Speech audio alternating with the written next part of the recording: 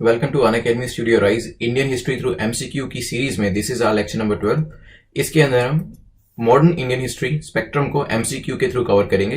These MCQs will help you in prelims exam and the explanation of these MCQs will help you in mains exam. तो इसकी explanation को भी बहुत ध्यान से देखिएगा। My name is Prince Luthra, All India rank 577, and here on Unacademy I teach ethics, current affairs, and history. On Unacademy, you get the opportunity to meet and interact with many educators. यहाँ पे आपको political science के लिए specialist मिलेंगे, then environmental science, geography और जितने भी UPSC CSE के अंदर सब्जेक्ट्स हैं उसके लिए वेरियस एजुकेटर्स अवेलेबल हैं। Then we have some of the top educators too, like Mr. Munal Patel, Mr. Roman Saini, Mr. Anuj Garg, and many more. Unacademy plus के वेरियस सब्सक्रिप्शन पैकेजेस हैं जो आप subscribe कर सकते हैं, like 1 month packages है, 3 months का भी पैकेज है, 6 मंथ्स का भी है, 12 एंड 24 मंथ्स का पैकेज भी है। इसमें आप पीएल लाइव कोड को यूज कर सकते हैं to get 10% discount. So if the cost of the product is, अगर 12 महीने का सब्सक्रिप्शन लेना चाहते हैं, the price is 40,000 and after using the PL live code the cost will come down to 36,000। Similarly, अगर आप 24 मंथ्स के लिए सब्सक्राइब करना चाहते हैं, the cost is 64,000 and after using the PL Live code, the cost will come down to 57,600.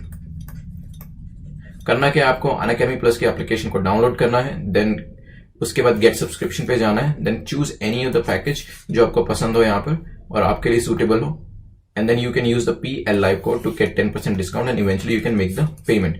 Unacademy Plus के benefits मैं आपको बता देता हूँ। सो काफी सारे वीडियोस ऐसे होते हैं जो कि Unacademy Plus पे ही होते हैं, YouTube पे अवेलेबल नहीं होते हैं। देन Unacademy Plus पे आपको लाइव क्लासेस मिलती हैं by some of the top educators. इसके अलावा apart from the live classes, अगर आपकी कोई भी लाइव क्लास मिस हो जाती है, then you get the opportunity to download and watch them later on. तो डाउनलोड कर सकते हैं क्लासेस को और बाद में उसको as per your convenient time देख सकते हैं। नाउ हम अपनी ग्रेडिंग सिस्टम पे चलते हैं।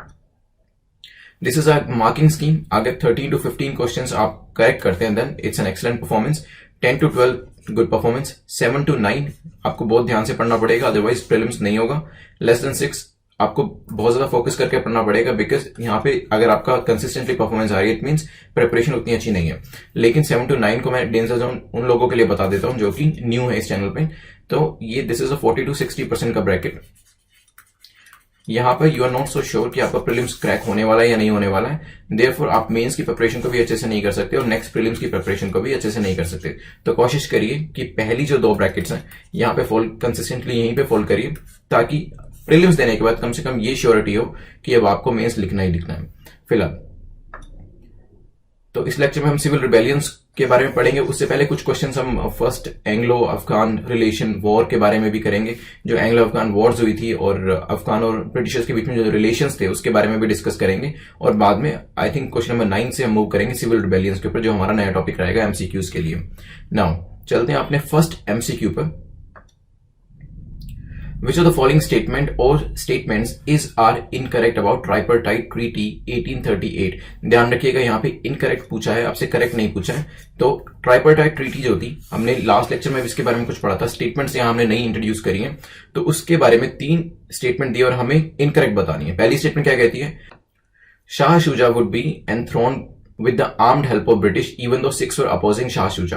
तो शाह शुजा को थ्रोन के ऊपर बिठा दिया जाएगा और ब्रिटिशर्स शाह शुजा की इस चीज में हेल्प करेंगे और 6 जो थे वो इस चीज को अपोज करेंगे। नाउ देखेंगे ये स्टेटमेंट सही है कि नहीं है। Second, Shah Shuja conduct foreign affairs with the advice of 6 and the British. जो फॉरेन अफेयर्स हैं, मतलब इस ट्रीटी की एक टर्म ये भी थी कि जो फॉरेन अफेयर्स हैं वो शाह शुजा किसकी हेल्प से करेंगे, किसकी एडवाइस से करेंगे, 6 की एडवाइस लेंगे और साथ में ब्रिटिशर्स की एडवाइस लेंगे इसके अंदर। Third, Shah Shuja give up his sovereign right over the amirs of Sindh in return for a large sum of money. तो शाह शुजा जो अब तक की सिंध के ऊपर अपना डोमिनेशन एस्टैब्लिश करना चाहते थे, उनको ये कहा जाएगा कि यू टेक द मनी और वहां से अपने राइट्स को विड्रॉ कर लो। क्या ऐसा होगा, देखेंगे। तो ट्राइपर्टाइट ट्रीटी के अंदर इन तीनों में से कौन सी टर्म्स इंट्रोड्यूस करी गई थी, हमें गलत स्टेटमेंट बतानी है। टेक 15 सेकेंड्स, फिर इसको डिस्कस करेंगे।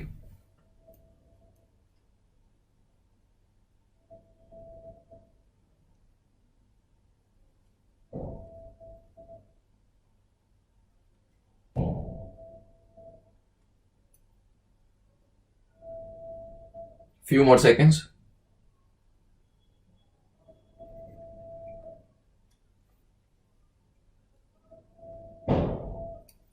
चलिए थोड़ा सा बैकग्राउंड इसका डिस्कस करते हैं, फिर इसको क्वेश्चन को डिस्कस करेंगे। बैकग्राउंड में यही था कि जो ब्रिटिशर्स थे वो चाहते थे कि काबुल के अंदर एक पपेट रूलर होना चाहिए, लेकिन the present ruler was not acting like a puppet. इसी वजह से ब्रिटिशर्स ने ये सोचा कि हम शाह शुजा को काबुल में बिठा देते हैं, इससे क्या होगा, उनको अफगान को रूल करना आसान हो जाएगा ब्रिटिशर्स के लिए। ठीक है, तो ये चीज जो ये स्ट्रेटेजी थी, ये जो बनाई गई थी ब्रिटिशर्स के द्वारा। पहली स्टेटमेंट देखते हैं, Shah Shuja would be enthroned with the armed help of the British. This statement is correct यहीं तक के लिए, लेकिन सेकंड जो इसकी जो फर्स्ट स्टेटमेंट जो है, इसका जो सेकंड पार्ट है, इवन दो 6 वर अपोजिंग शाह शुजा, 6 अपोज नहीं कर रहे थे। एक्चुअली 3 लोग सामने आए थे ट्राइपार्टाइट ट्रीटी के अंदर, एक तरफ थे आपके शाह शुजा, दूसरी तरफ थे 6 और तीसरी तरफ थे ब्रिटिश। ब्रिटिश और 6 ने सपोर्ट किया था कि हम शाह शुजा को थ्रोन पर बिठाएंगे, ताकि जो आगे जो अफगान है वो ब्रिटिशर्स के लिए एज वेल एज पंजाब के लिए वो पॉजिटिव हो पाए और वो फ्रेंडली और हॉस्पिटेबल हो पाए। तो पहली स्टेटमेंट हमारी गलत होगी, क्योंकि सिख इसका अपोजिशन नहीं कर रहे थे, rather 6 were supporting it. Second, Shah Shuja conduct foreign affairs with the advice of 6। Yes, यही कहा गया था कि एक बार जब आपको थ्रोन पे बिठा देते हैं, आपके पास अफगान रूल करने का पूरा मौका रहता है, उसके बाद जो आपके फॉरेन अफेयर्स होंगे, मतलब शाह शुजा के जो फॉरेन अफेयर्स होंगे, काबुल के जो फॉरेन अफेयर्स होंगे, वो 6 और ब्रिटिश की एडवाइस से चलाए जाएंगे। ऑफकोर्स ट्रीटी में ये इंट्रोड्यूस किया गया था, क्योंकि मेन मकसद तो यही था शाह शुजा को बिठाने का कि वो as a puppet ruler act करेगा। Third, Shah Shuja give up his sovereign right over amir of Sindh in return for a large sum of money. उसको ये भी कहा गया कि आप एक पर्टिकुलर अमाउंट सेट करिए और सिंध के ऊपर से अपने जो राइट्स हैं वो हटा लीजिए। तो ये सेकंड और थर्ड हमारी स्टेटमेंट जो है यहाँ पे सही है, पहली स्टेटमेंट गलत है, हमें इनकरेक्ट बतानी थी, तो हमारा आंसर जो हो जाएगा वो ए हो जाएगा। अब इसके बारे में थोड़ा सा और डिस्कस करते हैं। जब ब्रिटिशर्स ने पूरा प्लान बनाया था कि हम शाह शुजा को बिठाते हैं और जो प्रेजेंट रूलर, आई थिंक उस वक्त दोस्त मोहम्मद थे वहां पर, उनको हटाएंगे, तो एट प्रेजेंट शाह शुजा जो थे वो क्या कर रहे थे, Shah Shuja was merely a pensioner. Britishers का मेयरली एक पेंशनर था शाह शुजा, जिसको यूज किया गया एज ए पपेट, ताकि काबुल के थ्रोन के ऊपर उसको बिठाया जा सके। ठीक है, इसके अलावा फिर शाह शुजा जब वहां पे बैठेंगे तो कौन कौन सी टर्म्स को एग्री करेंगे, फॉरेन अफेयर्स की टर्म्स को एग्री करेंगे, सॉवरेन राइट्स अपने हटाएंगे। इसके अलावा अगर बात करी जाए 6 को क्या फायदा हो रहा था, शाह शुजा को एक ट्रीटी के अंदर ये टर्म भी डाली गई कि Shah Shuja will recognise the Sikh ruler Maharaja Ranjit Singh claims over the Afghan territories on the right bank of river Indus. तो जो इंडस रिवर थी उसके राइट में, उसके राइट साइड में जो भी अफगान की टेरिटरी है उस पर महाराजा रणजीत सिंह का राइट होगा, और जो शाह शुजा है वो इस राइट को सपोर्ट करेंगे, इस राइट को वायलेट नहीं करेंगे। तो इसी वजह से 6 जो थे वो शाह शुजा को सपोर्ट कर रहे थे। फिलहाल हमारा आंसर यहां पे ए है। हम अपने नेक्स्ट क्वेश्चन पे चलेंगे, क्वेश्चन नंबर 2 पर। Which of the following statements is or are correct about first Anglo-Afghan War 1839 से 1842 तक जो चली थी। तो फर्स्ट एंग्लो अफगान वॉर के ऊपर 3 स्टेटमेंट दिए। पहली स्टेटमेंट क्या कहती है, British decided to go ahead with their forward policy. तो ब्रिटिशर्स जो थे इस पर्टिकुलर वॉर के बाद भी अपनी फॉरवर्ड पॉलिसी को उन्होंने कंटिन्यू करा। Second, British intention was to establish a permanent barrier against schemes of aggression from the north west. तो ब्रिटिश क्या करना क्या चाह रहे थे, ब्रिटिश ये चाह रहे थे कि जो नॉर्थ वेस्ट का रीजन है, ये थोड़ा सा मैप से ड्रॉ करके देखते हैं, यहां अफगान थे, यहां से भी अटैक होते रहते थे। ठीक है, और पहले एक मैंने कल भी बताया था कि एक ट्रीटी ऑफ टिलसिट भी साइन करी गई थी जिसमें रशिया और फ्रांस साथ में आ गए थे। तो इस एरिया को वो जो ब्रिटिशर्स थे वो किसी ना किसी तरीके से यहां पे एक बैरियर लगाना चाहते थे कि यहां से जो एक्सटर्नल फोर्सेस हैं वो ब्रिटिशर्स को परेशान करने ना आए, और ये भी एक रीजन बना फर्स्ट एंग्लो अफगान वॉर का। देखेंगे इसको भी। Third, Dost Mohammad was killed during the war. तो दोस्त मोहम्मद इस वॉर के दौरान मर गया था। देखते हैं, नाउ टेक 15 सेकंड्स, फिर देखते हैं कि इसमें से सही स्टेटमेंट कौन सी और गलत कौन सी है।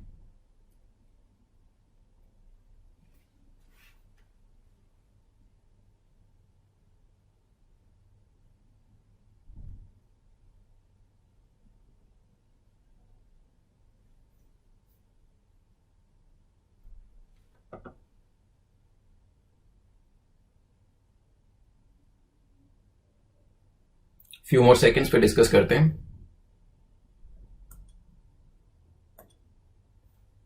चलिए, फर्स्ट एंग्लो अफगान वॉर के ऊपर 3 स्टेटमेंट दिए। तो क्या इसमें पहली स्टेटमेंट ये कहती है कि ब्रिटिशर्स की फॉरवर्ड पॉलिसी उन्होंने कंटिन्यू करी थी, did they go ahead with their forward policy. आपको याद हो तो लास्ट लेक्चर में हमने देखा था कि जो लॉर्ड ऑकलैंड थे उन्होंने फॉरवर्ड पॉलिसी वो लेके आए थे, और इसमें होता क्या था, इसमें पहली चीज तो ये थी, फॉरवर्ड पॉलिसी को डिस्कस कर रहे हैं फिलहाल। इसके अंदर या तो आप डिप्लोमेसी से, दैट मीन्स कोई ट्रीटी करके किसी भी पर्टिकुलर स्टेट को as a buffer state use करो, और अगर वो ट्रीटी नहीं करता आपके साथ तो आप एनेक्सेशन के ऑप्शन को भी ऑप्ट कर सकते हो। तो ये फॉरवर्ड पॉलिसी थी और फर्स्ट एंग्लो अफगान वॉर में भी इसको यूज किया गया। पहली स्टेटमेंट सही हो जाती है। सेकंड, ब्रिटिश इंटेंशन क्या थी, मैंने आपको बताया ही था ये कि जो नॉर्थ वेस्ट हमारा रीजन था, ठीक है, यहां से फॉरेन पावर्स जो थी वो अटैक करती रहती थी इंडिया के ऊपर, और इंडिया के ऊपर का मतलब यही है कि जो ब्रिटिश एम्पायर थी यहां पर उसके ऊपर अटैक होता रहता था, और वो ये चाहते थे, ब्रिटिशर्स ये चाहते थे that there should be something permanent और some permanent barrier against the foreign powers. तो इसी वजह से भी ये फर्स्ट एंग्लो अफगान वॉर करी गई, ताकि यहां पे अगर अफगानिस्तान रहेगा तो हम एक पपेट रूलर यहां पे शाह शुजा को बिठा देंगे, और एक तो वो खुद अटैक नहीं करेगा इंडिया के ऊपर, और बाकी जो दूसरी पावर्स हैं, लेट्स से कि फ्रेंच आना चाहते हैं या रशिया आना चाहते हैं, उनको भी वो रोक लेगा। तो ये सेकंड स्टेटमेंट भी हमारी करेक्ट हो जाती है। तीसरी स्टेटमेंट पे देखते हैं, Dost Mohammad was killed during this war. जो फर्स्ट एंग्लो अफगान वॉर थी, क्या उसके अंदर दोस्त मोहम्मद की मृत्यु हो गई थी? This is wrong. Why? Because हमने पीछे ट्राइपार्टाइट ट्रीटी में देखा था, दोस्त मोहम्मद को तो सिर्फ हटा दिया गया था वहां से, उसकी जगह शाह शुजा को, पपेट रूलर को बिठा दिया गया था। ठीक है, सिर्फ इतना हुआ था, दोस्त मोहम्मद की डेथ नहीं हुई थी, उसको नहीं मारा गया था, सिर्फ उसको रिप्लेस करके शाह शुजा को बिठा दिया गया था। आंसर हो जाएगा बी, और इसके कुछ और कॉन्सिक्वेंसेज हम पढ़ेंगे। तो हुआ क्या था, यहां पे दोस्त मोहम्मद को हटाया because he was not acting as a puppet, और उसकी जगह शाह शुजा को बिठा दिया। ठीक है, एज पर ट्राइपार्टाइट ट्रीटी। ठीक है, प्रॉब्लम क्या हुई, शाह शुजा को बिठाने के बाद जो वहां के लोकल्स थे उन्होंने शाह शुजा को एज अ सुल्तान एक्सेप्ट नहीं किया, वो दोस्त मोहम्मद को ही वापस चाहते थे। इसलिए जो वहां पे लोकल लोग थे और वहां पे जो ट्राइबल ग्रुप्स थे, उन्होंने क्या किया, उन्होंने commander in Kabul, the garrison commander of Kabul को मार दिया। ठीक है, इसके बाद ब्रिटिशर्स को समझ में आया कि यहां पे तो एक तरीके से पूरी केओटिक सिचुएशन हो गई है, इसी वजह से शाह शुजा यहां पे रूल ज्यादा टाइम तक कर नहीं पाएंगे, रादर हमारा खुद का सर्वाइवल भी मुश्किल हो जाएगा। इसी वजह से क्या किया ब्रिटिशर्स ने, वापस से दोस्त मोहम्मद को रीइंस्टेट किया काबुल के अंदर, और शाह शुजा को बुला लिया कि अभी तू रहने दे, दोस्त मोहम्मद को रूल करने दे, बिकॉज सिचुएशन वहां पे बिगड़ चुकी है। तो दोस्त मोहम्मद को वापस यहां पे रीइंस्टेट करने के बाद जो रिलेशनशिप थे, ब्रिटिशर्स ने कोशिश यही करी कि अफगान के अंदर हम कोशिश यही करेंगे जो रिलेशनशिप जितने भी अच्छे कर सके दोस्त मोहम्मद के साथ या आगे आने वाले रूलर्स के साथ हम करेंगे, और किसी भी तरीके का इंटरफेरेंस यही कोशिश करेंगे कि इंटरफेरेंस हमारी तरफ से ना हो। ठीक है, इसके अलावा फर्स्ट एंग्लो अफगान वॉर जो है ब्रिटिशर्स के लिए काफी एक तरीके से आप कह सकते हैं कि एम्बैरेसिंग मोमेंट साबित हुआ। रीजन बीइंग, यहां पे इनको ब्रिटिशर्स को अपने 20,000 मैन को लॉस्ट करना पड़ा, इतने लोग मारे गए, और इसके अलावा 1.5 करोड़, तो 1.5 करोड़ जो था, इतना एक्सपेंडिचर हो गया था। तो ब्रिटिशर्स के लिए ज्यादा अच्छी सिचुएशन नहीं थी। इसी वजह से अगर लास्ट लेक्चर में आपको ध्यान हो, हमने देखा था कि जो लॉर्ड ऑकलैंड थे उनको one of the most unsuccessful of the governor generals माना जाता है, because first Anglo Afghan war में रिजल्ट्स जो थे वो ज्यादा अच्छे नहीं आए थे, क्योंकि ब्रिटिशर्स ने लोकल सिचुएशन को समझने की कोशिश ही नहीं करी। उन्होंने क्या किया, अपने पपेट को बिठाने के लिए दोस्त मोहम्मद को हटा दिया, लेकिन ये नहीं सोचा कि पावर से वो दोस्त मोहम्मद को हटा तो देंगे, लेकिन वहां के लोकल लोग जो है वो शाह शुजा को कभी एक्सेप्ट ही नहीं करेंगे, और इसी चीज के बाद, इसी इंसिडेंट के बाद जो फर्दर की सिचुएशन थी वो और भी बिगड़ गई, और इवेंचुअली ब्रिटिशर्स को पीछे हटना पड़ा और दोस्त मोहम्मद को रीइंस्टेट करना पड़ा। इसके बाद भी जितने भी इवेंट्स अफगानिस्तान में हुए, कोशिश इन्होंने यही करी, कोशिश किसने, ब्रिटिशर्स ने यही करी कि कम से कम इंटरवीन किया जाए अफगान अफेयर्स के अंदर। फिलहाल हमारा जो यहां पे आंसर था, पहली दो स्टेटमेंट सही थी, बी था हमारा आंसर। नेक्स्ट चलते हैं क्वेश्चन नंबर 3 पर। Which of the following statements is or are correct about Afghan affairs? Afghan affairs पे 3 स्टेटमेंट है, होपफुली इसका आप आंसर कर पाएंगे क्योंकि इतना हमने डिस्कस कर लिया। First, Lord Auckland started a policy of masterly inactivity. तो लॉर्ड ऑकलैंड ने एक मास्टरली इनएक्टिविटी का कॉन्सेप्ट था, एक पॉलिसी थी, उसको फॉलो किया। Dost Mohammad died in 1863, there was no interference in the war of succession. तो जब दोस्त मोहम्मद की डेथ हुई 1863 में, तो उसके बाद कोई इंटरफेरेंस नहीं था। देखेंगे सही है कि नहीं है। Then third, Sher Ali established himself on the throne and Lawrence tried to cultivate friendship with him. तो शेर अली जो थे उन्होंने अपने आप को थ्रोन पे बिठाया, और उसके बाद जो लॉरेंस थे ब्रिटिश के रिप्रेजेंटेटिव, उन्होंने शेर अली के साथ फ्रेंडशिप टाई जो थी वो मतलब बॉनहोमी एस्टैब्लिश करने की जो एफर्ट्स थे वो स्टार्ट कर दिए। नाउ देयर आर 3 स्टेटमेंट्स, हमें क्या बताना है, correct statement concerning Afghan affairs. तो टेक 15 सेकेंड्स, फिर इसको डिस्कस करते हैं क्या आंसर हो सकता है इसका।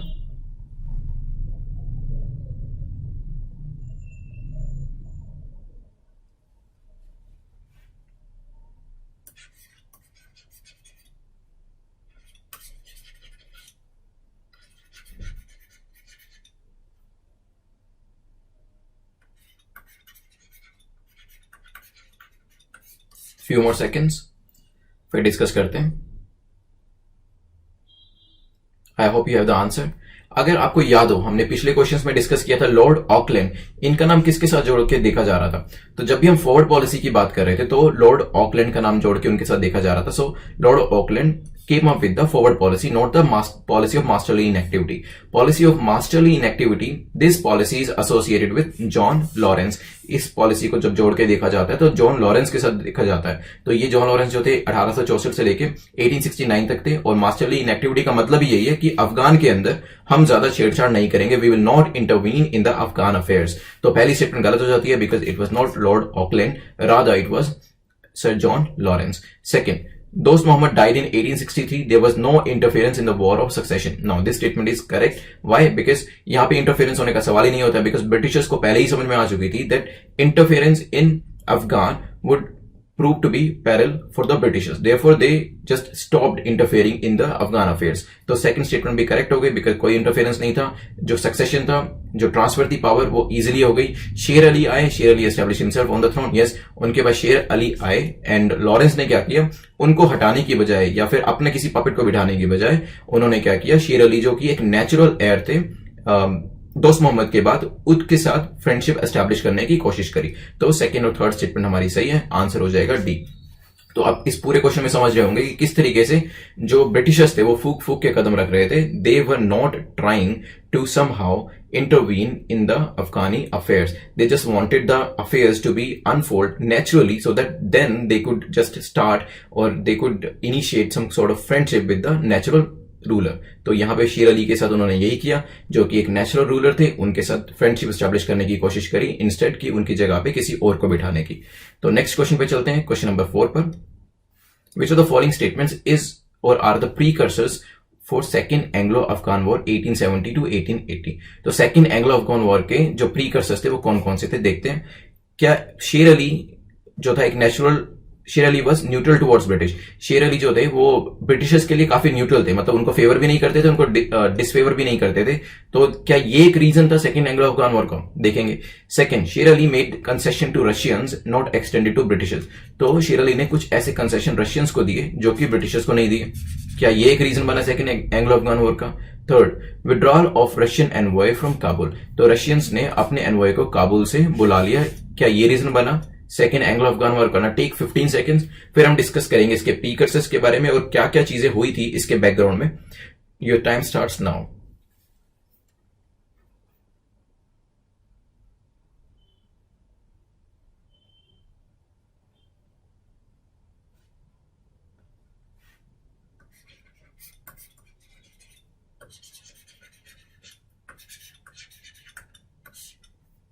Few more seconds.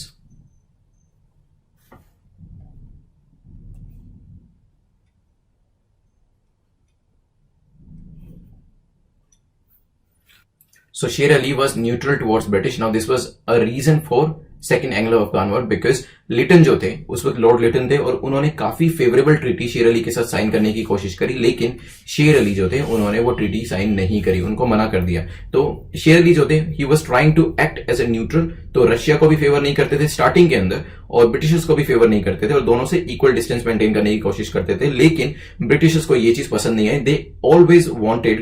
Britishers always wanted to be at an advantage, और वो ये चाहते थे कि that some kind of privilege or some kind of special privileges should be granted to them by who, by Sher Ali, but Sher Ali did not give them any special privilege or any special treatment, और इसकी वजह से भी ये एक reason बना second Anglo Afghan war का। Second, Sher Ali made concession to Russians, yes initially Sher Ali was almost neutral to Russians and Britishers, और दोनों को ही used to keep both of them at an arms length. Nevertheless later on some sort of concessions were given to Russians which were not extended to Britishers, तो वो जो concessions थी वो सिर्फ रशियंस तक ही कन्फाइन करके रखी गई, जिसका एग्जांपल है कि जो रशियंस थे उनका एक एनवॉय जो होता था वो काबुल में बैठता था, but the same kind of privilege was denied to Britishers। यहां पर ब्रिटिशर्स को बहुत बुरा लगा, because a privilege which they were asking for long was given to Russians, their competitor, but not to them। तो उनको वो प्रिविलेज नहीं मिली बट रशियंस को मिल गई। ये भी एक रीजन बना किसके पीछे, शेर अली के और ब्रिटिशर्स के बीच में जो कॉन्फ्लिक्ट स्टार्ट हुआ उसके लिए। Third, withdrawal of Russian envoy from Kabul, तो रशिया का जो एनवॉय काबुल में बैठा था, जब उसको विड्रॉ किया गया, तो रशियन के जो ट्रूप्स थे वो भी चले गए। तो यहां पे ब्रिटिशर्स को एक अपॉर्चुनिटी मिली that now this is the right time that we can invade Afghan, और यहां पे अपना जो भी हम टेरिटरी को एक्वायर करना चाहते हैं वो कर सकते हैं, because now even Russia is not available to help Sher Ali. शेर अली अकेला ही है और उस पर अटैक किया जा सकता है। तो ये भी एक प्रीकर्सर था। ये तीनों प्रीकर्सर्स थे किसके लिए? सेकेंड एंग्लो अफगान वॉर के लिए। आंसर हमारा यहां हो जाएगा सी। और शेर अली की बात करें तो इसके बाद शेर Ali fled in the face of British invasion. तो ब्रिटिश जैसे ही अपनी फोर्सेस लेके आए, शेर अली भाग गए वहां से, और इवेंचुअली ट्रीटी ऑफ गेंडमैक 1879 के अंदर साइन करी गई। साइन किसने करी? यूकुब खान ने साइन करी, who was the eldest son of Sher Ali.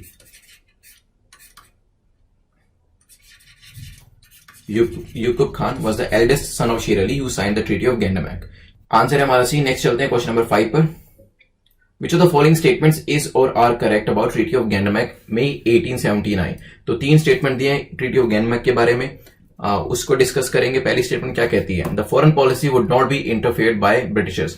तो फॉरेन पॉलिसी जो अफगान की थी उस पर ब्रिटिशर्स जो है बिल्कुल भी इंटरफेयर नहीं करेंगे एज पर ट्रीटी। देखते हैं। Second, permanent British resident will B station at Kabul. यही चीज तो वो कब से पूछ रहे थे, क्योंकि the same privilege was given to Russia but not to them. But क्या ये चीज ट्रीटी में ऐड करी गई? देखेंगे। हो सकता है अफगान ने मना कर दिया उस चीज को ट्रीटी में ऐड करने के लिए।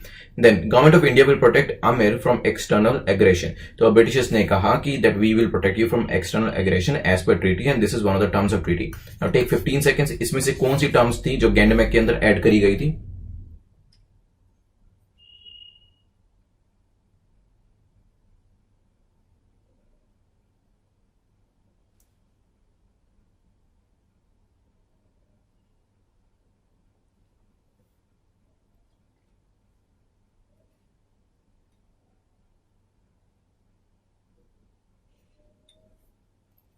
Few more seconds.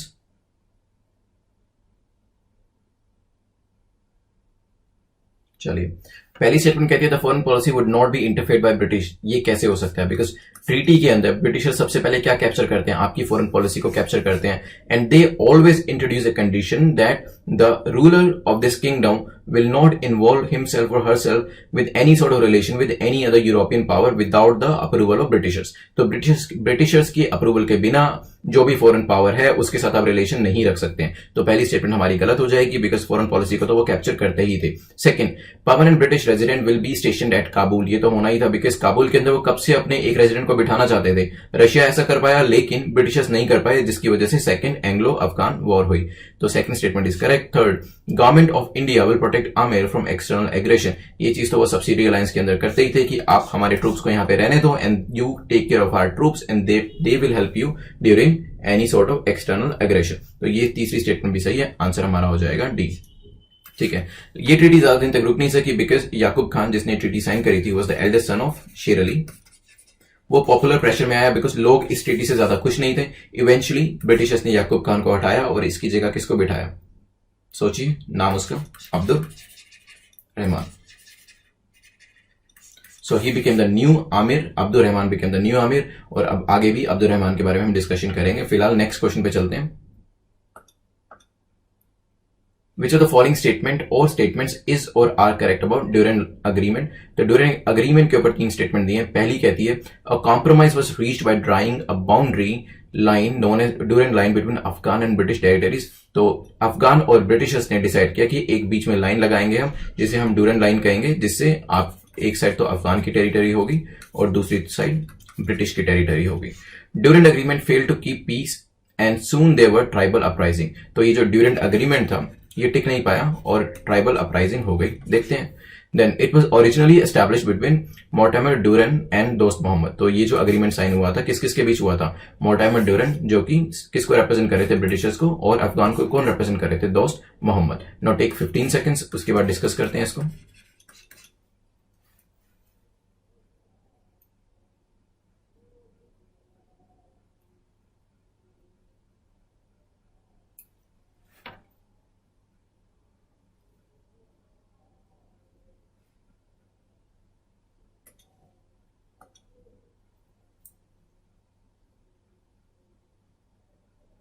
Few more seconds पे डिस्कस करते हैं। चलिए,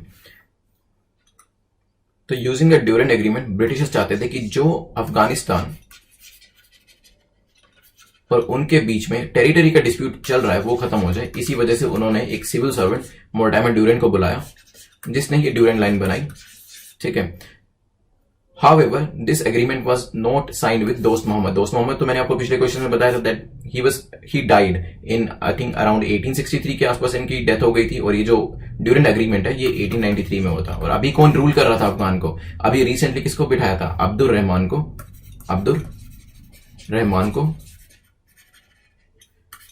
रहमान खान को बिठाया था ब्रिटिशर्स ने। किसको हटा के? यूकुब खान को हटा के। तो Abdul Rahman Khan was representing Afghanistan side and Britishers की साइड कौन कर रहे थे रिप्रेजेंट? एक सिविल सर्वेंट जिसका नाम था मोर्टाइमर ड्यूरेंट। तो थर्ड जो स्टेटमेंट थी ये हमारी गलत हो जाएगी बिकॉज इट वाज नॉट दोस्त मोहम्मद। सेकंड, क्या ये एग्रीमेंट फेल हुआ? Yes, because there was lot of tribal uprising, they were not aligning और they were not agreeing to this line. इस वजह से ट्राइबल अपराइजिंग चल रही थी। और पहली स्टेटमेंट तो मैंने बताई दी आपको, अफगानिस्तान और ब्रिटिशर्स चाहते थे कि उनकी जो टेरिटरी है उसका डिमार्केशन हो जाए सही तरीके से, इसी वजह से ये जो लाइन थी ड्रॉ करी गई। तो आंसर हमारा यहां पे हो जाएगा बी। पहली दो स्टेटमेंट सही है, तीसरी स्टेटमेंट इज रॉन्ग। नेक्स्ट चलते हैं क्वेश्चन नंबर 7 पर। क्वेश्चन नंबर 7 क्या कहता है? Which of the following statements is are correct about Ramosi uprising. Ramosi uprising के ऊपर 3 स्टेटमेंट दिए हैं यहाँ पे। अब यहां से आपका सिविल रिबेलियंस जो है वो शुरू हो गया है। पहली स्टेटमेंट क्या कहती है? The Ramosis once served in the superior ranks of police in Maratha administration. तो जो रामोसीज थे ये मराठा की एडमिनिस्ट्रेशन में, मराठा की पुलिस में हायर रैंक्स पर सर्व किया करते थे। देयर वाज अ टाइम जब ये मराठा की जो मिलिट्री थी उनको सर्व करते थे, उनमें सर्व करते थे। Second, Chittor Singh of Satara gathered Ramosis against the heavy assessment by the British and plundered the neighbouring regions of Satara. तो ये जो चित्तौड़ सिंह जो सतारा के थे, इन्होंने क्या किया? रामोसी की जो फोर्स थी उसको कलेक्ट किया और उनको ब्रिटिश के अगेंस्ट में खड़ा किया। देखते हैं, और प्लंडरिंग के लिए भी यूज किया। Third, the Ramosis around Poona revolted in 1826 under the leadership of Umaji Naik. तो उमाजी नायक की लीडरशिप के अंडर में इन्होंने रामोसीज ने पूना के अंदर रिवोल्ट किया था 1826 के अंदर। टेक 15 सेकेंड्स, फिर इसको डिस्कस करते हैं।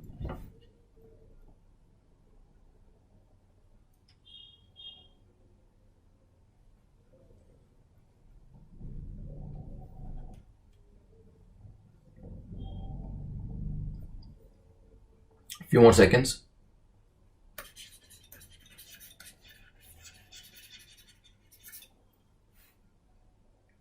चलिए डिस्कस करते हैं। तो रामोसीज जो थे वो मराठा की में पुलिस रैंक्स को होल्ड करके रखे हुए थे और मराठा के अंदर ही सर्व किया करते थे। प्रॉब्लम क्या हुई? जब मराठा का एनेक्सेशन हुआ उसके बाद रामोसीज के पास कोई जॉब नहीं थी, बिकॉज पहले तो जो मराठा आर्मी थी इसके अंदर वो सर्व करते थे, लेकिन जब मराठा का एनेक्सेशन हो गया, ब्रिटिशर्स जो थे वो एक सुपीरियर पावर बन गए, उसके बाद रामोसीज वर आउट ऑफ जॉब। और इसी चीज के लिए वो ब्रिटिशर्स को जिम्मेवार मानते थे। They held British as responsible for their act and therefore starting opposing Britishers in one way और द अदर। तो ब्रिटिशर्स का अपोजिशन करना उन्होंने स्टार्ट कर दिया, और ब्रिटिशर्स जो थे यूजुअली एक पैसिफिस्ट पॉलिसी अपनाते थे अगेंस्ट रामोसीज। तो ज्यादा उनके साथ लड़ाई झगड़ा नहीं करते थे ब्रिटिशर्स। उनकी जो अप्रोच थी, आप कह सकते हैं कि सॉफ्ट अप्रोच थी रामोसीज के लिए, और इवेंचुअली उन्होंने रामोसीज को अपनी ही मिलिट्री में रख लिया, क्योंकि उनको ये चीज समझ में आ गई कि रामोसीज ब्रिटिशर्स का रिवोल्ट और ब्रिटिशर्स का अपोजिशन इसलिए कर रहे हैं क्योंकि उनकी जॉब जा चुकी है। पहले वो मराठा आर्मी में सर्व किया करते थे, लेकिन मराठास का एनेक्सेशन हो गया, अब वो सर्व नहीं कर पा रहे हैं। इस वजह से वो जो पूरा प्लंडरिंग की एक्टिविटीज है या फिर ब्रिटिशर्स के अगेंस्ट में आर्म्स उठा रहे हैं, इस वजह से उन्होंने ये कहा कि ठीक है आप ऐसे करिए, हमारी आर्मी में आके सर्व करिए और आपकी जो जॉब है वो भी बनी रहेगी। और यही चीज हुई। तो ये इसका पूरा बैकग्राउंड था। पहली स्टेटमेंट को देखते हैं। The Ramosis once served in the superior ranks of police. तो ऑफकोर्स वो पुलिस रैंक में सर्व करते थे, but on the inferior ranks. तो इंफीरियर रैंक्स में सर्व करते थे मराठा के अंदर, नॉट सुपीरियर। पहली स्टेटमेंट गलत हो जाएगी। सेकंड स्टेटमेंट में ये है कि चित्तौड़ सिंह ऑफ सतारा उन्होंने रामोसीज को इकट्ठा किया था against Britishers as well as plundering. This statement is correct. इसी चीज को ही समझ के ब्रिटिशर्स ने कहा कि रामोसीज को ये चीजें छोड़नी पड़ेंगी और उसके लिए हम उन्हें अपनी ही फोर्स में इंट्रोड्यूस कर देते हैं। Third, Ramosis around Poona revolted in 1826 under the leadership of Umaji Naik. तो उमाजी नायक के अंडर में उन्होंने पूना के अंदर रिवोल्ट किया था। Now this statement is also correct. हमारा जो आंसर है यहाँ पे डी हो जाएगा, क्योंकि सेकंड थर्ड स्टेटमेंट सही है। तो रामोसीज के बारे में छोटा सा एक फैक्ट था जो आपको पता होना चाहिए कि पहले मराठा के अंदर सर्व किया करते थे और बाद में जब मराठा का एनेक्सेशन हुआ तो ब्रिटिशर्स के अंदर सर्व करने लग गए। फिलहाल नेक्स्ट चलते हैं question number 8। Which of the following statements is or are correct about revolt of Poligars. तो पॉलीगर्स के रिवोल्ट के ऊपर 3 स्टेटमेंट है। Poligars on the eastern coast of India were the local military chiefs. तो क्या वो लोकल मिलिट्री चीफ्स थे? देखते हैं। Second, the position was adversely affected by, और their position was adversely affected by company's agreement with the Nawab of Arcot. तो उनकी position जो थी वो काफी उसको ब्लो मिला जब कंपनी ने नवाब ऑफ आरकोट के साथ एक अग्रीमेंट को साइन किया। सेकंड, ये स्टेटमेंट थी। Third, the polygars had been military chief for generation. तो काफी लंबे टाइम से, काफी जनरेशन टू जनरेशन जो पॉलीगर्स थे वो मिलिट्री चीफ हुआ करते थे। टेक 15 सेकंड्स, फिर हम पॉलीगर्स के बारे में डिस्कस करेंगे।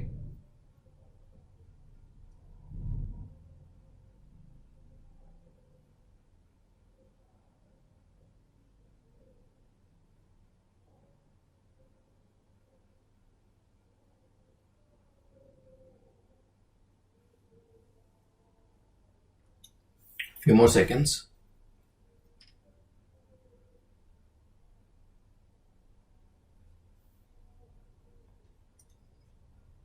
चलिए डिस्कस करते हैं।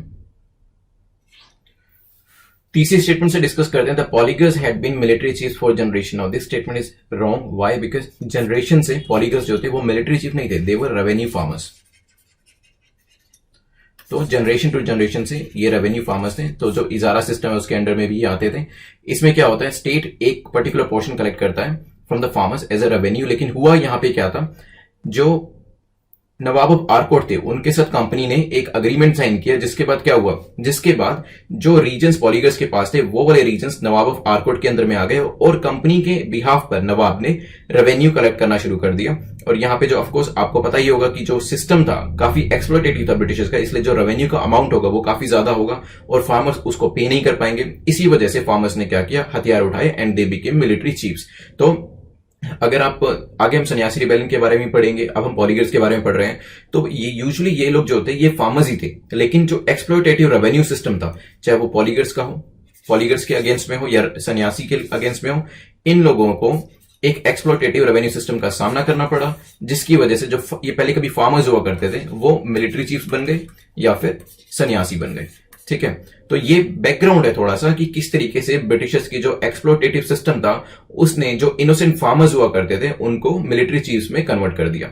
ठीक है, तो पहली स्टेटमेंट को देखते हैं। Polygars on the eastern coast of India were the local military chiefs. Yes, वो लोकल मिलिट्री चीफ्स बन चुके थे। The position was adversely affected. क्यों? क्योंकि कंपनी ने एक अग्रीमेंट किया था नवाब ऑफ आरकोट के साथ और इसके हिसाब से नवाब ने कौन कौन सी टेरिटरी को एक्वायर किया था। There was this territory Tinnevelly and Carnatic province. तो कर्नाटिक प्रोविंस और टीनावली को उसने अपने अंडर में दिया था और वहां पर जो भी रेवेन्यू फार्मर्स थे उनके साथ काफी एक्सप्लोटेटिव बिहेवियर को एक्सप्रेस किया जाता था, काफी रेवेन्यू को कलेक्ट किया जाता था। पॉलीगर्स जो थे काफी सालों से रेवेन्यू फार्मर्स रहे थे, इसी वजह से उनको ये फर्स्ट टाइम एक एनक्रोचमेंट ऑफ लैंड कह सकते हैं आप, या फिर हायर और हाईएस्ट पेमेंट ऑफ रिटर्न और highest payment of the revenue और लैंड टैक्स कह सकते हैं, इन सब चीजों का सामना करना पड़ रहा था। तो काफी लैंड टैक्स उनको देना पड़ रहा था, उनकी जो लैंड थी वो भी एनक्रोच हो रही थी। इस चीज से निजात पाने के लिए उन्होंने क्या किया, आर्म्स उठाए और they become local military chief. तो थर्ड स्टेटमेंट गलत है बिकॉज वो कभी भी generation to generation military chief नहीं थे, उनको मिलिट्री चीफ बनाया गया क्योंकि उनके ऊपर एक्सप्लोटेटिव रेवेन्यू सिस्टम को इंपोज किया गया। तो पहली दो स्टेटमेंट हमारी सही है, आंसर हो जाएगा बी। फिलहाल हम अपने नेक्स्ट क्वेश्चन पे चलते हैं, क्वेश्चन नंबर 9 पर। Which of the following statements is or are correct about causative factors for people's uprising. तो क्या क्या कॉजेज थे पीपल अपराइजिंग के? क्या कॉलोनियल लैंड रेवेन्यू सेटलमेंट इसका एक रीजन था? हो सकता है। Second, expansion of revenue administration over tribal lands. तो रेवेन्यू एडमिनिस्ट्रेशन जो था वो ट्राइबल लैंड्स के ऊपर भी एक्सपेंड कर दिया गया था। क्या ये एक रीजन था पीपल अपराइजिंग का? देखते हैं।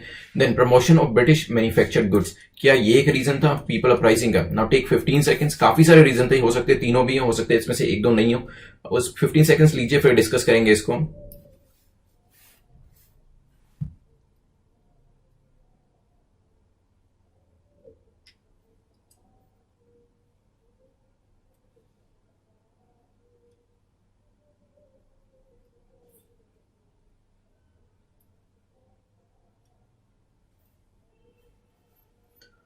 फ्यू मोर सेकेंड्स, फिर डिस्कस करते हैं। चलिए डिस्कस करते हैं, पहले कुछ रीजन डिस्कस कर लेते हैं। क्या क्या रीजन थे पीपल अपराइजिंग के? एविक्शन एक रीजन था, eviction of farmers from there land. तो फार्मर्स को उनकी लैंड में से ही निकाल दिया गया, एक ये रीजन था। इसके अलावा लॉस ऑफ ट्राइबल पीपल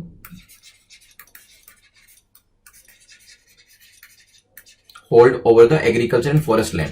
तो जो ट्राइबल्स थे उनके पास पहले राइट्स होते थे, फॉरेस्ट राइट्स होते थे, एग्रीकल्चर राइट्स होते थे, वो भी उनसे ले लिए गए थे। Then heavy duties on Indian industries, तो इंडियन इंडस्ट्रीज पर काफी हैवी ड्यूटीज लगाई गई थी, एक ये रीजन था। इसके अलावा इंडिजिनस इंडस्ट्रीज जो थी उसका डिस्ट्रक्शन हो रहा था क्योंकि फॉरेन गुड्स आ रही थी, ये भी एक रीजन था। तो ये सभी जो रीजन थे ये बने पीपल अपराइजिंग का कारण। तो पहली स्टेटमेंट देखते हैं, रेवेन्यू सेटलमेंट सिस्टम। यस, हमने देखा ही है कि फार्मर्स को कैसे एक्सप्लॉइट किया जाता था, हैवी अमाउंट ऑफ टैक्सेस उनके साथ कलेक्ट किए जाते थे जो वो नहीं पे कर पाते थे, और इवेंचुअली उनकी जो लैंड होती थी उसको एनक्रोच कर लिया जाता था।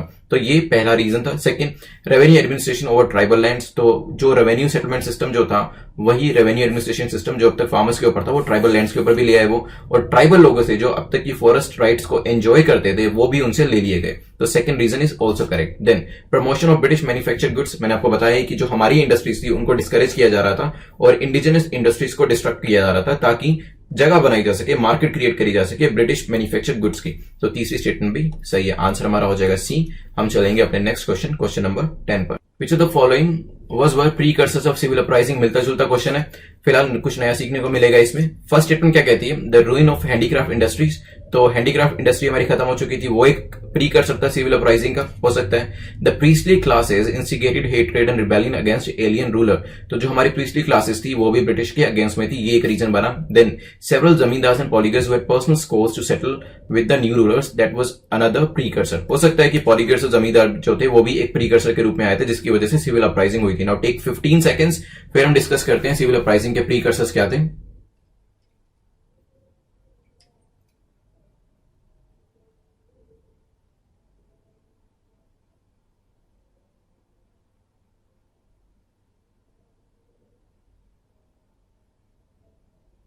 फ्यू मोर सेकंड्स फिर डिस्कस करेंगे।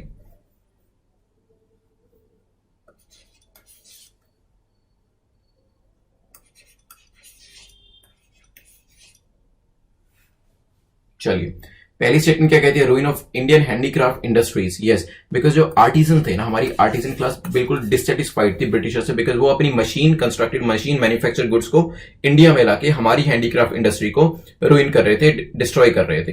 तो yes, this was the reason कि सिविल अपराइजिंग हुई। देन प्रीस्टली क्लासेस जो थी वो भी पसंद नहीं करती थी, बिकॉज वहां से काफी सारे क्रिश्चियन और मिशनरीज जो थे वो आते थे और यहाँ पे क्रिश्चियनिटी को स्प्रेड करने की कोशिश करते थे, और जो हमारी ब्राह्मण क्लास थी उसके वो अगेंस्ट में थे। तो ये चीज भी जो प्रीस्टली क्लास थी उनको पसंद नहीं आई और उन्होंने इंस्टिगेट करना शुरू किया हमारे यहाँ पे लोगों को against the alien rule. This statement is also correct. Third, several zamindars and polygars were they had personal scores to settle. हमने पॉलीगर्स के बारे में पीछे पढ़ा था। तो जो जमींदार थे जिनको जो वो कभी मिडल मैन हुआ करते थे, ठीक है, और उनके पास काफी लैंड हुआ करती थी, देयर वाज अ टाइम। तो ये जो चीजें थी, ये जो स्टेटस था उनका, जमींदार का जो स्टेटस हुआ करता था एंशियंट टाइम पर, वो काफी हद तक नीचे आ चुका था ड्यू टू द ब्रिटिशर्स। और जमींदार जो थे वो इस चीज को पसंद नहीं करते थे। जमींदार को एज अ मिडल मैन भी रेवेन्यू कलेक्ट करने के लिए यूज किया जाता था। वो पोजीशन भी जो उनकी थी वो अब धीरे धीरे खत्म हो रही थी। इस वजह से जमींदार और पॉलीगर्स जो थे वो न्यू रूलर्स को पसंद नहीं कर रहे थे, ये भी एक रीजन बना। देन इन शॉर्ट आप कह सकते हैं कि पेजेंट्स हमारे आर्टिजन्स और हमारे सोल्जर्स, ये तीनों ही पसंद नहीं करते थे किसको, न्यू रूल को और न्यू एलियन रूल को। तो ब्रिटिशर्स को ये लोग पसंद नहीं किया करते थे, इस वजह से सिविल अपराइजिंग जो थी वो हुई, क्योंकि these people whether the peasants, the artisans and the soldiers, they acted as the precursor who instigated people to go against the Britishers। तो उन्होंने इंस्टिगेट किया लोगों को ताकि ब्रिटिशर्स का अपोजिशन किया जा सके। तो यहां पे हमारा आंसर हो जाएगा सी। हम अपने नेक्स्ट क्वेश्चन पे चलते हैं, question number 11। Which of the following statements is or are correct about सन्यासी रिवोल्ट 1763 से 1800। पहली स्टेटमेंट क्या कहती है, some of the sannyasis were originally peasants। तो क्या सन्यासी जो थे वो ओरिजिनली पेजेंट थे, उनमें से कुछ sanyasi. Then sanyasis were joined by a large number of dispossessed small zamindars. तो इनको जमींदार जो सन्यासी रिवोल्ट हुआ जिसमें कुछ पेजेंट्स थे और कुछ सन्यासी थे, उनको जमींदार जो थे उन्होंने भी सपोर्ट दिया और ज्वाइन किया।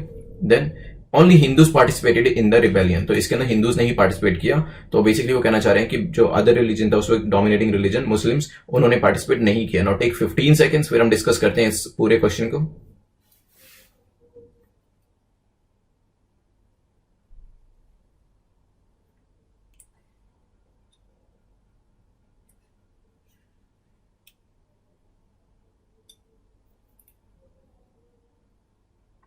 Few more seconds. चलिए डिस्कस करते हैं। Some of the sanyasis were originally peasants, मैंने पहले भी बताया था। जो पॉलीगर्स थे वो भी ओरिजिनली पेजेंट्स थे, और जो आपके सन्यासीज थे ये भी ओरिजिनली पेजेंट्स थे। हुआ क्या, एक एक्सप्लोटेटिव रेवेन्यू सिस्टम आया जिसकी वजह से पॉलीगर्स को आर्म्स उठाने पे मजबूर कर दिया, और जो ये पेजेंट्स जो थे इनको, कुछ पेजेंट्स को सन्यासी रिवोल्ट में पार्टिसिपेट करने के लिए मजबूर कर दिया। तो पहली स्टेटमेंट जो है ये सही है। सेकंड आते हैं, sanyasis were join by large number of dispossess small zamindar, तो जमींदार भी अपने स्कोर को सेटल करना चाहते थे और सन्यासी रिवोल्ट को उन्होंने ज्वाइन किया। Third, only Hindus participated in the rebellion, now this statement is wrong. Why, because इसको कभी कभी फकीर सन्यासी रिबेलियन भी कहते हैं, क्योंकि इसके अंदर मुस्लिम्स ने भी पार्टिसिपेट किया था। तो आंसर हो जाएगा बी, क्योंकि थर्ड स्टेटमेंट हमारी गलत है। फिलहाल फकीर सन्यासी रिबेलियन इसको कहा जाता था, ये मैंने आपको बता ही दिया। कैसे पेजेंट्स जो थे वो सन्यासीज में कन्वर्ट हुए ये भी आपको बता दिया। और इवेंचुअली जो रिबेलियन था इसको खत्म किसने किया, वॉरेन हेस्टिंग्स ने। वॉरेन हेस्टिंग्स ने इसे कंट्रोल किया। इसके अंदर एक चीज और भी जानने वाली है, ये जो नाम है देवी चौधरानी, इनका नाम भी इंपॉर्टेंट है जानना। वाई, बिकॉज देवी चौधरानी जो थी इन्होंने सन्यासी रिबेलियन में पार्टिसिपेट किया था, और इससे ये पता चलता है कि विमेन का भी जो रोल था सन्यासी रिबेलियन के अंदर, सन्यासी रिवोल्ट के अंदर देखा जा सकता है। आगे चल के अगर आपको याद हो, बंकिम चंद्र चटर्जी ने एक आनंद मठ लिखा था इसके बारे में, सन्यासी रिबेलियन के बारे में, और एक देवी चौधरानी करके भी उपन्यास लिखा था। ये जो था ये बताता था कि सन्यासी रिबेलियन में विमेन का जो पार्टिसिपेशन था वो था, और विमेन का पार्टिसिपेशन कितना कॉन्स्पिक्यूअस था। तो ये जो दो बुक्स हैं इसको भी याद रखिएगा, बंकिम चंद्र चटर्जी ने आनंद मठ और देवी चौधरानी लिखी थी, किससे रिलेटेड है ये भी मैंने आपको बता दिया। और विमेन का जो कॉन्स्पिक्यूअस और सिग्निफिकेंट रोल था सन्यासी रिबेलियन के अंदर वो भी मैंने आपको बता दिया। क्वेश्चन नंबर 11 हमारा कंप्लीट होता है। क्वेश्चन नंबर 12 पर चलते हैं। Which of the following statements is or are correct about revolt of Mamarius? Mamarius 1769 से 1799 तक इनका रिवोल्ट चला। तो तीन स्टेटमेंट दिए। The Mamarius were high caste peasant, तो ये हाई कास्ट पेजेंट थे।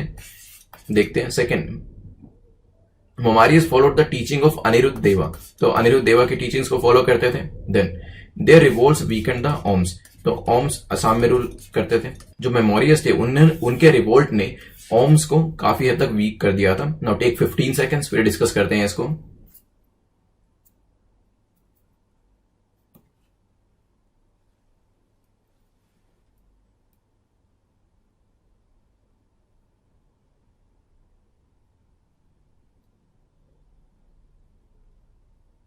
Few more seconds.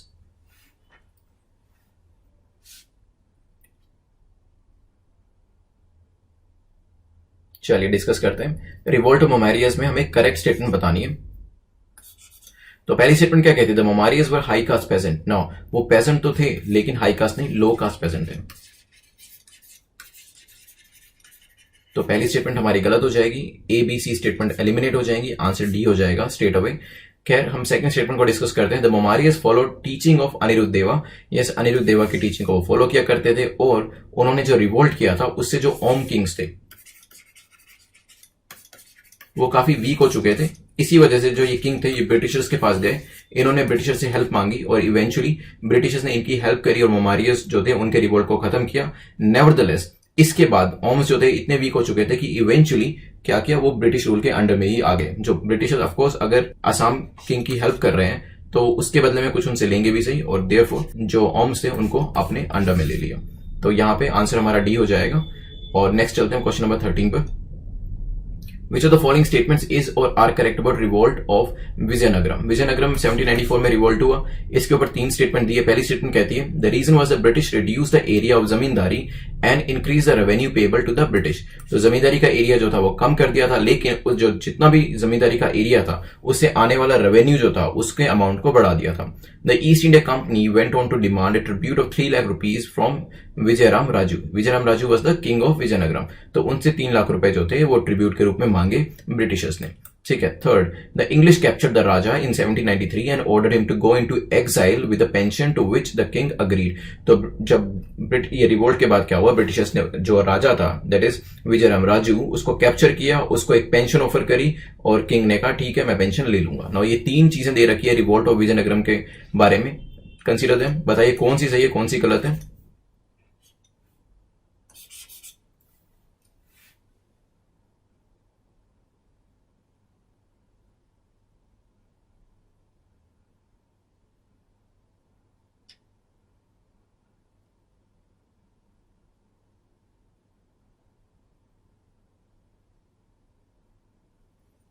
Few more seconds.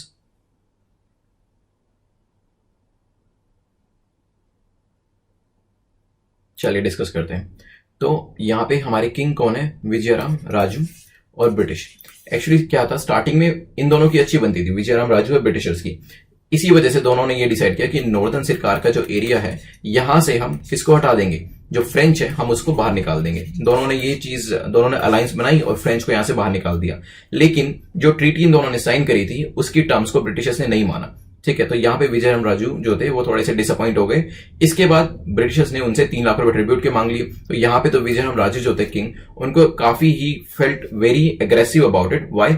Because first, Britishers did not comply with the terms of the treaty. Second, they were asking for the money from Vijayaram Raju, which was not earlier decided. तो पहले तो आपने जो terms and condition थी treaty की वो ही नहीं मानी और बाद में ट्रिब्यूट के ऊपर पैसा मांगने लगे विजयराम राजू से। तो सेकंड स्टेटमेंट हमारी करेक्ट हो गई। फर्स्ट स्टेटमेंट भी सही है, क्योंकि जमींदारी का जो एरिया था वो कम होता जा रहा था और जो यहाँ का अमाउंट था जो रेवेन्यूज पे पे करना होता था वो बढ़ता जा रहा था। तीसरी स्टेटमेंट को देखते हैं। क्या इंग्लिश ने राजा को कैप्चर किया और उसको पेंशन, एग्जाइल में भेज के पेंशन देने की बात करी? ये this statement is half correct. Why? Because जो रिवोल्ट था उसके बाद में देयर वाज अ बैटल, जिसके बाद राजा को कैप्चर किया गया, विजयराम राजू को कैप्चर किया। British said that you go into exile, we will pay you the pension, but to which this raja Vijayaram Raju he disagree. तो उसने वो एक्सेप्ट नहीं किया कि ठीक है मैं पेंशन नहीं लूंगा। Therefore there was another battle और उसके अंदर this guy the king was killed by Britishers. Finally राजा को मार दिया गया और उसके बेटे नारायण राव को सीट पर बैठा दिया गया। ठीक है, तो तीसरी स्टेटमेंट गलत है, क्योंकि यहां पे राजा ने अपोजिशन करा था, अग्री नहीं किया था। आंसर हमारा हो जाएगा बी। ये भी ध्यान रखिएगा, विजयराम राजू के बाद उनके सन नारायण राव थे जो कि रूल करने आए थे। क्वेश्चन नंबर 14 पर चलते हैं। Which of the following statements is or are correct about Wahabi movement? Wahabi movement के ऊपर 3 स्टेटमेंट है। पहली स्टेटमेंट कहती है Wahabi movement was introduce by Syed Ahmad. Syed Ahmad ने जो वहाबी मूवमेंट था उसको इंट्रोड्यूस किया था। Second, Wahabi movement aimed at purification of Islam, तो इस्लाम के प्यूरिफिकेशन के लिए वहाबी मूवमेंट को स्टार्ट किया गया था। थर्ड स्टेटमेंट कहती है Wahabi restricted to the religious reforms only, तो वहाबी का जो मेन मकसद था वो सिर्फ रिलीजियस रिफॉर्म करना था, नथिंग एल्स। टेक 15 सेकेंड्स, फिर हम डिस्कस करते हैं इसको।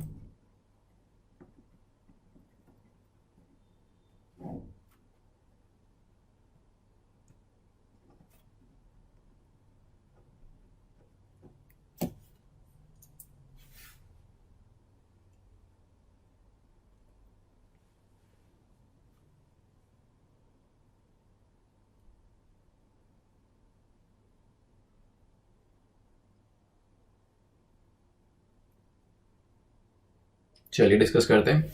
Wahhabi movement was introduce by Syed Ahmad. क्या ये स्टेटमेंट सही है? दिस स्टेटमेंट इज करेक्ट, क्योंकि इन्हें सैयद अहमद जो कि बरेली यूपी से बिलोंग करते थे,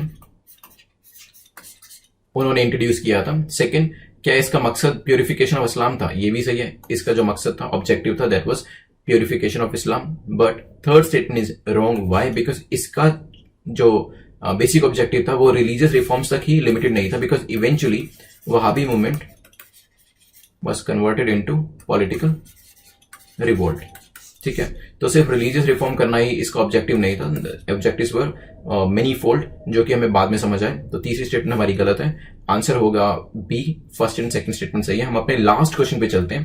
हमारा लास्ट क्वेश्चन है which of the following statements is or are correct about Dewan Veluthampi's revolt? तो दीवान वेलुथम्पी रिवोल्ट के ऊपर 3 स्टेटमेंट दिए, हमें करेक्ट स्टेटमेंट बतानी है। पहली स्टेटमेंट कहती है Kundra proclamation was a precursor for such revolt, तो कुंद्रा प्रोक्लेमेशन करी गई थी कोई जो कि इस रिवोल्ट का पीछे एक कॉजल फैक्टर थी और इसका प्रीकर्सर थी। देखते हैं। Second, Veluthampi was not able to pay the British dues, तो वेलुथम्पी जो थे वो ब्रिटिश के ड्यूज को पे नहीं कर पा रहे थे, प्रोबेबली इस वजह से रिवोल्ट हुआ होगा। Third, he raised the army known as Nair battalion, तो उन्होंने एक आर्मी रेज करी थी जिसका नाम था नायर बटालियन। टेक 15 सेकंड्स, फिर हम इसके बारे में डिस्कस करेंगे कि इवेंचुअली जो दीवान वेलुथम्पी थे उनके साथ हुआ क्या।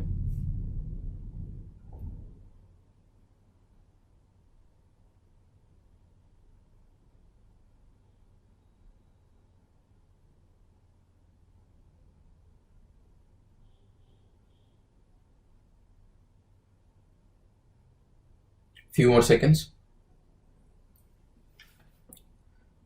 चलिए दीवान वेलुथम्पी के रिवोल्ट के बारे में पढ़ते हैं। पहली स्टेटमेंट कहती है Kundra proclamation was a precursor. Yes, actually Kundra करके एक प्लेस था जहां पे दीवान वेलुथम्पी ने लोगों से ये गुजारिश करी कि now this is the high time that we need to raise arms against British. हमें अंग्रेजों से लड़ना ही पड़ेगा, अदरवाइज वो हमें एक्सप्लॉइट करते रहेंगे। बिकॉज उस जगह का नाम कुंद्रा था, it was called Kundra proclamation. और ये जो था एक तरीके से जो रिवोल्ट था उसका प्रीकर्सर भी था, एक कॉजल फैक्टर भी था, और उसके अंदर एक स्टेटमेंट भी जो हमारी है वो सही है। Second, Veluthampi was not able to pay the British dues. हुआ क्या था, वेलुथम्पी ने सब्सिडी अलायंस साइन करी थी। अब आपको पता है सब्सिडी अलायंस में होता क्या है, एक पर्टिकुलर ड्यूज जो होते हैं आर्मी को मेंटेन करने के लिए वो ब्रिटिशर्स को देने होते हैं, but Veluthampi was not able to pay that dues. तो इस वजह से भी वो प्रेशर जो था फील कर रहा था कि जो हमारा रेवेन्यू है वो पहले ही कम हो रहा है, हमारे स्टेट का रेवेन्यू, उसके बाद a major portion goes to Britishers every year, जो कि हम नहीं देना चाहते हैं। तो वो भी एक रीजन बना जो रिवोल्ट था उसका। तो ये स्टेटमेंट सही है, हमें सिर्फ करेक्ट स्टेटमेंट बतानी है कि रीजन नहीं बताने हैं। Then he raise the army known as Nair battalion. Yes, Nair battalion करके उन्होंने एक आर्मी जो थी वो रेज करी थी अगेंस्ट ब्रिटिशर्स। नाउ कुछ और जो वेलुथम्पीज हैं इनके बारे में जान लेते हैं। इन्होंने 1805 में अंडर वेलिस्ली, जब वेलिस्ली रूल कर रहे थे, सब्सिडी अलायंस को साइन किया था, लेकिन इनके खुद के लोग इसको कभी सपोर्ट नहीं करते थे। तो जो लोकल लोग थे उनको ये चीज पसंद नहीं आई थी, और ग्रेजुअली बाद में हुआ भी क्या कि जो ड्यूज देने होते थे, सब्सिडी कहते थे उसे, सब्सिडी जो सब्सिडी अलायंस के लिए देना होता था, वो भी वो जो वेलुथम्पी थे पे नहीं कर पा रहे थे, और इस वजह से जो डिस्कंटेनमेंट थी वो काफी इंक्रीज हो चुकी थी। इवेंचुअली यही हुआ था कि वेलुथम्पी किल्ड हिमसेल्फ, सुसाइड किया था उन्होंने। और फिलहाल हमारे स्टेटमेंट की अगर बात करें, यहाँ पे तीनों ही स्टेटमेंट सही है और हमारा आंसर हो जाएगा सी। हम एक बार क्विक रिवीजन करेंगे 2 to 3 मिनट्स का। हमने सबसे पहले ट्राइपार्टाइट ट्रीटी के बारे में पढ़ा था, जिसमें the 3 parties were British, six and Shah Shuja, ये तीनों इन्वॉल्व थे इसके अंदर। इसके अंदर किया क्या गया था, शाह शुजा को पपेट रूलर बनाना चाहते थे, दैट्स व्हाई ब्रिटिशर्स जो थे उन्होंने इसे काबुल में बिठाने के लिए पूरा जो सेटअप था वो किया था। Even six supported this stance, because उसके बाद सिक्स को भी किसी ना किसी तरीके से लेजिटिमाइजेशन मिल रहा था शाह शुजा से। फिलहाल उसके बाद हमने ट्राइपार्टाइट ट्रीटी के बाद पढ़ा था फर्स्ट एंग्लो अफगान वॉर, जिसमें ब्रिटिश ने अपनी फॉरवर्ड पॉलिसी जो थी वो कंटिन्यू करी थी। इसके अलावा दोस्त मोहम्मद जो थे उनको हटाया गया था और उसकी जगह पे शाह शुजा को बिठाया गया था, but local people never accepted Shah Shuja. Eventually Britishers को ये चीज समझ में आई एंड दे सेड कि ठीक है, दोस्त मोहम्मद को रीइंस्टेट कर देते हैं, एंड उसके बाद इन्होंने इंटरफेरेंस करना अफगान के अंदर बिल्कुल ही बंद कर दिया।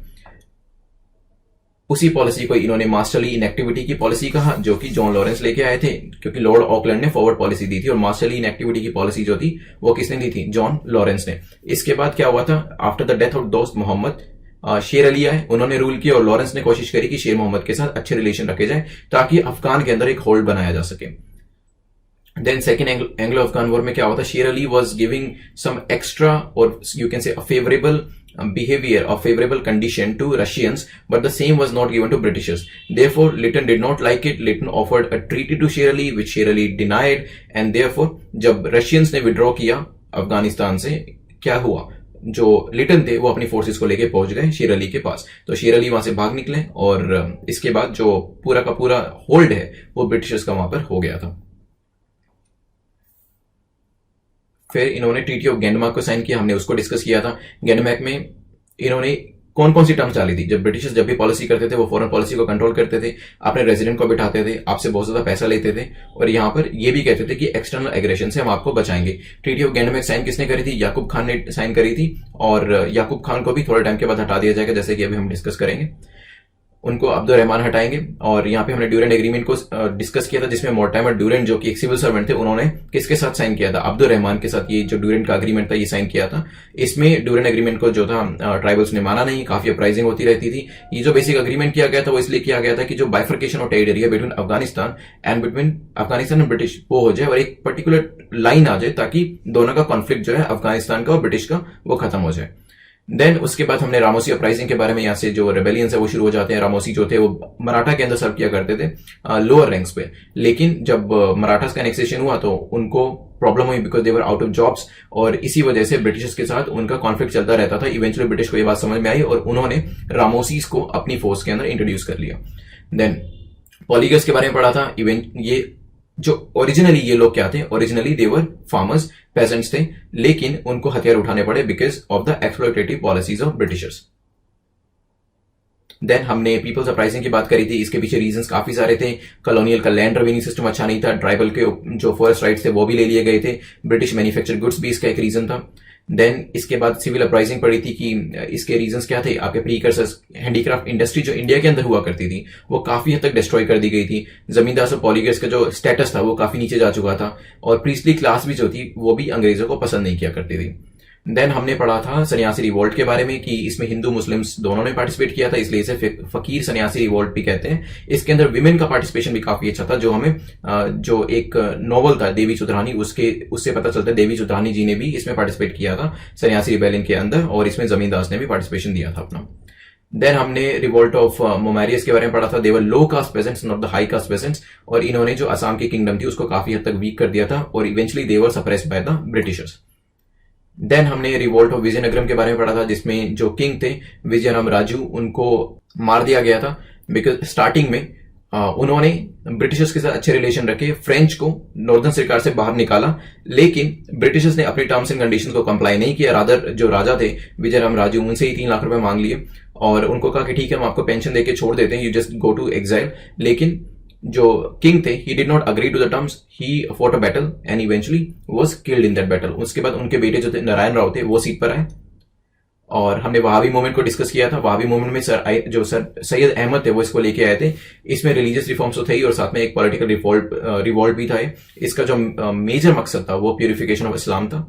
देन फाइनली हमने दीवान वेलुथम्पे जी के बारे में डिस्कस किया। इसमें उन्होंने इवेंचुअली सुसाइड किया था, और कुंदारा प्रोक्लेमेशन, कुंदारा करके एक जगह थी, वहां पे उन्होंने लोगों से अपील करी थी that now this is the high time that we should raise the weapons against Britishers, हमें ब्रिटिशर्स के सामना करना पड़ेगा, ये चीज उन्होंने कही थी। और इसके बाद ये भी चीज इंपॉर्टेंट थी कि दीवान वेलुथम्पी जो सब्सिडी अलायंस थे उसका पैसा जो था, सब्सिडी जो होती थी, उसके जो ड्यूज होते थे वो ब्रिटिशर्स को पे नहीं कर पा रहे थे। तो सब्सिडी अलायंस साइन करके रखी थी, लेकिन पैसा नहीं दे पा रहे थे, तो उससे भी उनके ऊपर प्रेशर बढ़ रहा था। इवन लोकल पीपल जो थे इस रीजन के वो पसंद नहीं करते थे सब्सिडी अलायंस को। देन फाइनली नायर बटालियन उन्होंने रेस करी थी, लेकिन ब्रिटिशर्स के अगेंस्ट जाने के बावजूद भी वो ज्यादा कुछ कर नहीं पाए ब्रिटिशर्स के साथ। नाउ ये हमारा एक क्विक रिवीजन थी। अभी एक बार मार्क्स देख लेते हैं, ग्रेडिंग सिस्टम आपका कितना स्कोर किया आपने। 13 से 15 का स्कोर किया तो कांग्रेचुलेशन, एक्सीलेंट स्कोर। 10 से 12 का स्कोर भी अच्छा है अगर कंसिस्टेंटली परफॉर्म कर रहे हैं यहाँ पर। 7 से 9 आपको मेहनत करनी पड़ेगी, लेस देन 6 और 6 मार्क्स है तो आपको बहुत ज्यादा मेहनत करनी पड़ेगी हिस्ट्री के अंदर। Now there is a Telegram group जो अनअकैडमी स्टूडियो राइज का टेलीग्राम ग्रुप है, ये लिंक यूज करके आप इसे ज्वाइन कर सकते हैं। Otherwise just go to Telegram, type Unacademy studio rise और उस चैनल को ज्वाइन कर लीजिए। You will keep on getting the latest updates from all the Unacademy studio rise educators इस पर्टिकुलर चैनल पे। Finally thanks for watching this video, give us a like if you like the video, और कोई feedback देना है वो भी दे सकते हैं। You can join the Unacademy channel using the subscribe button, and you can use the PL Live code to get 10% discount on Unacademy Plus platform। तो PL Live code को यूज करके 10% डिस्काउंट ले सकते हैं। Thanks for watching once again, good bye.